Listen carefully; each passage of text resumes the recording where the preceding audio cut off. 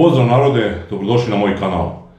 Ja sam Radoslav i u današnjem videu pričat ću vam o problemima i o dešavanjima vezanim za poljoprivredu, tačnije za nezadovoljne poljoprivrednike koji nam izgleda pripremaju nove proteste kao u avgustu 2022. godine.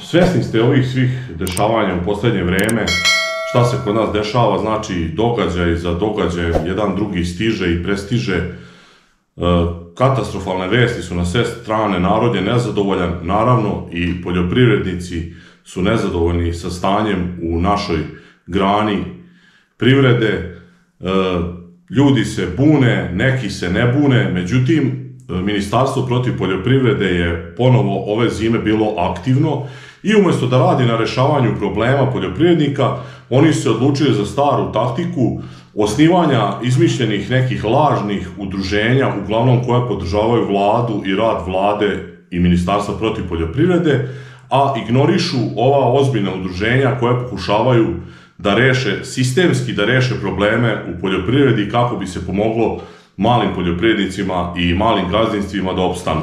Mene nije iznenadilo što Ministarstvo protiv poljoprivrede i ova ekipa na vlasti nema sluha za poljoprivrednike, ali su me više iznenadile kolege poljoprivrednici koji nasedaju na te njihove finte, znači dolaze na skupove gde ministarka je gost. Zamislite sada, znači ministarstvo koje je najveći problem u poljoprivredi, oni vam osnivaju udruženje i ona je specijalni gost, na primjer, na osnivačkoj skupštini udruženja.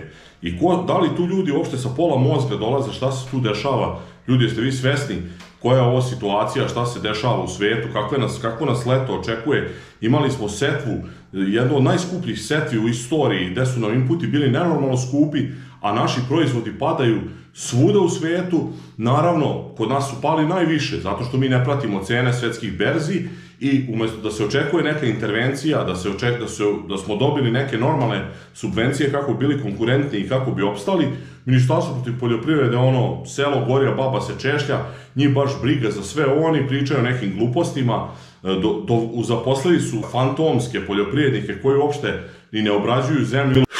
Situacija je generalno loša. Ovo vam sad sve govorim kako bih vas obavestio šta se priprema, znači Inicijativa za opstanak poljoprivrednika Srbije je uz još 6-7 udruženja napravila neko pomirenje, pokušavajući da se dođe do nekog zajedničkog plana, zajedničkog cilja i zajedničkih zahtjeva pred kojim bi se izašlo pred Ministarstvo protiv poljoprivrede kako bi se pokušalo spasiti šta se spasti može.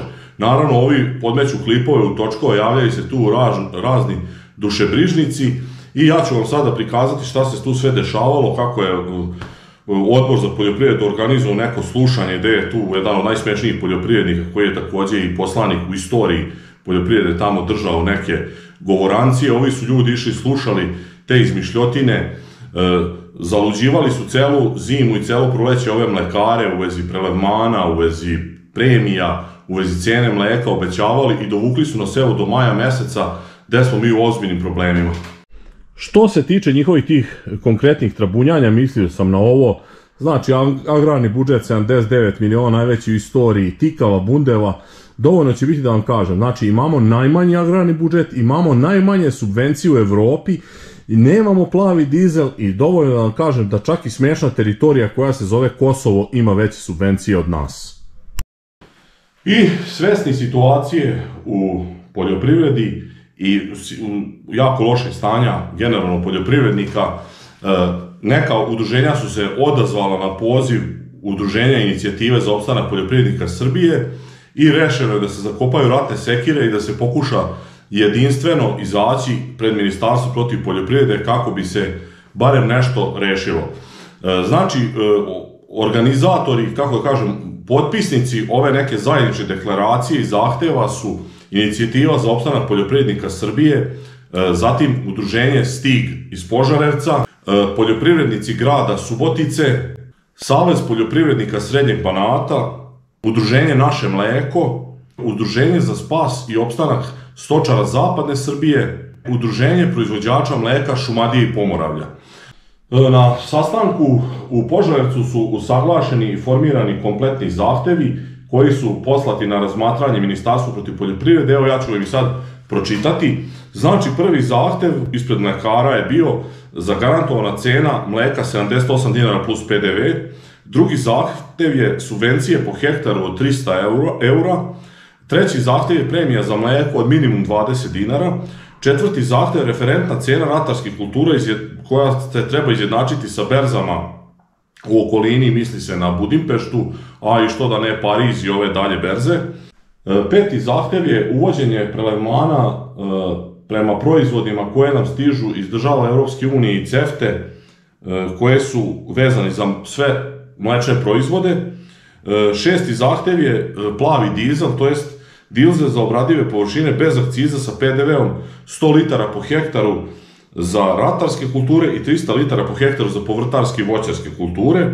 Sedmi zahtev je regres za mlečne krave od 40.000 dinara. I osmi zahtev da se ukine odvodnjavanje i prebacivanje na donošenje odluke na lokalnu samoupravu kako bi se to klasiralo po kvalitetu zemljišta i kako bi to realnije bilo.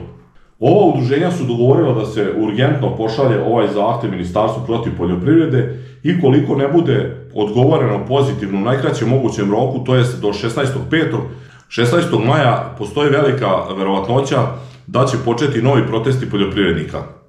Sad ovo uglavnom vam snimam radi ovih isto naših kolega koji se pravili ludi i mrtvi kada su u avgustu bili protesti. Ja sam svestan da ima i među nama kukavica i kupljenih, prodatih duša, kako da kažem.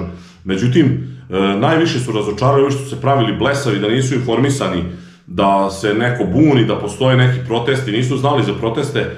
Bio je blokiran i Beograd 3 dana i Novi Sad je bio 8 dana. Banovina je 8 dana u Novom Sadu bila blokirana, bili su svi bitni putni pravci blokirani, kod Kragujevca su naše kolege bile blokirale kod Kragujevačke Rače, znači bile su blokade svuda, međutim neki su imali izvanredne izgovore da se ne pojave na tim protestima, a neki su, jel vam kažem, koji su ono najveće kukavice, oni su se pravili da nisu uopšte videli, da nije ih niko obavestio, trebali smo da dođemo sa hlebom i soli da ih zovemo, da se bore za svoja prava. Što se mene tiče, ja ovde nisam izneo svoj lični stav, to da vam odmah bude jasno, ja se naravno sam se složio sa kolegama, ja sad o svom ličnom stavu neću ovde da pričam, ovo je samo jedno čisto obaveštenje da znate šta se dešava, da su se poljoprivrednici pokušali da udruže, da postoje vladini poljoprivrednici koji rovare sa druge strane i da vam to bude jasno kada budete, nažalost, morali da izaberete stranu. Toliko sada od mene, čuli ste koja su udruženja poljoprivrednika u pitanju, u kojim delovima Srbije se nalaze, ukoliko želite da pristupite, javite se tamo, možete se i meni javiti u porukama da vas uputim gde da se javite, naravno možete videti i u našoj Viber grupi Inicijative za opstanak poljoprivrednika Srbije gde možete dobiti sve informacije o dešavanjima. Uglavnom, za sada toliko od mene. Hvala vam na gledanju ovog klipa, ako do sada niste zapratili moj kanal, zapratite kako biste bili informisani u vezi stanja u poljoprivredi u Srbiji, ne samo da pravimo neke klipove zabavne, poluzabavne i poučne, ovo je borba za opstanak. Ostavljajte komentare, lajkujte, delite moje video snimke, vidimo se u sledećem klipu, pozdrav!